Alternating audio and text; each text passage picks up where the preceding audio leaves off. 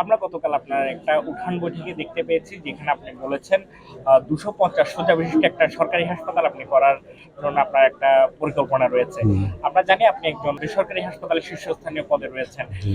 সেখান থেকে আসলে যারা নিম্নবিত্ত বা মধ্যবিত্ত রয়েছে তাদের কথা বিবেচনা করে আপনি এই যে সরকারি হাসপাতাল করার চিন্তা ভাবনাটি করেছেন, এই বিষয়টা আসলে কিভাবে আপনার মাথায় এসেছে এবং এটা এটা আসলে কিভাবে বাস্তবায়ন করতে চান? আচ্ছা, এটা আমার মাথায় এসেছে যে আপনি ধরেন প্রত্যেকটা উপজেলায় একটা উপজেলা হেলথ কমপ্লেক্স আছে।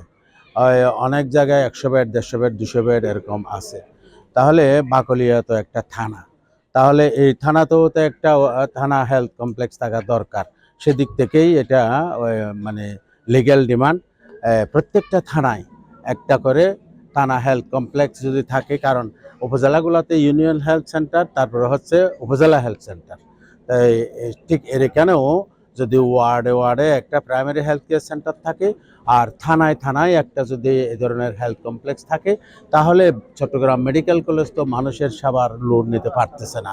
তাহলে এখানে তো অনেক মানুষ, সুতরাং এই আর হচ্ছে চট্টগ্রাম মেডিকেল কলেজ তো পুরা গ্রেটার চিটাগংয়ের লোড নিতে হয়।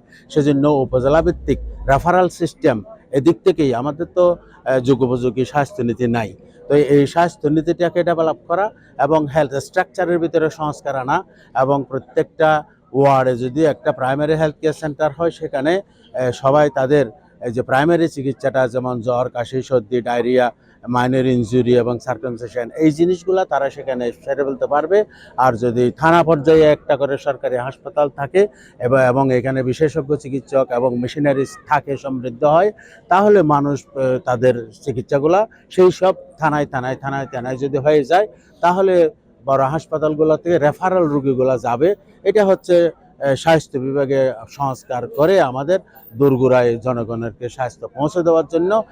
এখন তো মানুষ সবাই স্বাস্থ্যের সেবার আওতায় নাই, সেজন্য আমি সেদিক থেকে এটা বলছি।